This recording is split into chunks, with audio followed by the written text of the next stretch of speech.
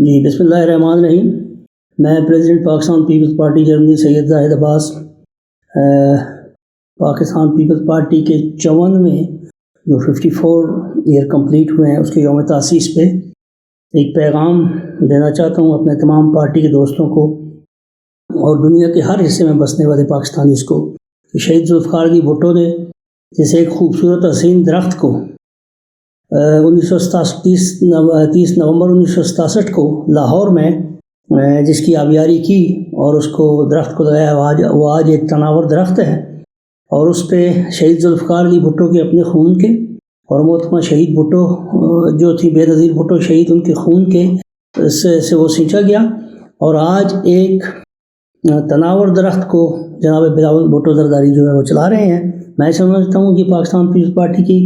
جو فاؤنڈیشن تھی اس کے اغراض و مقاصد یہی تھے کہ پاکستان میں عوام کی فلاح و بہبود کے لیے، ملک میں سیاسی استحکام کے لیے اور سامراج سے نجات کے لیے اور غریب اور مزدور اور کسانوں کو انصاف کے لیے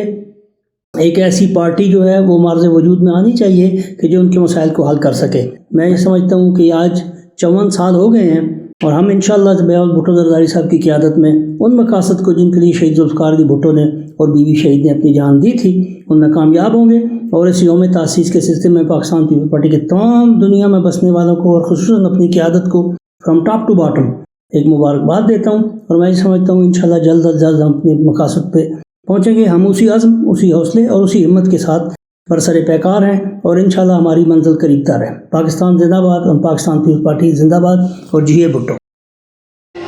تیر کمان سے نکل چکا ہے، انشاءاللہ تعالی پاکستان پیپلز پارٹی کا یوم تاسیس پشاور میں ہوگا۔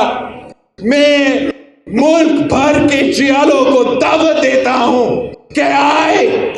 آپ پاکستان پیپلز پارٹی کے یوم تاسیس کے موقع پہ، چاروں صوبوں کی زنجیر کی جماعت کے یوم تاسیس کے موقع پہ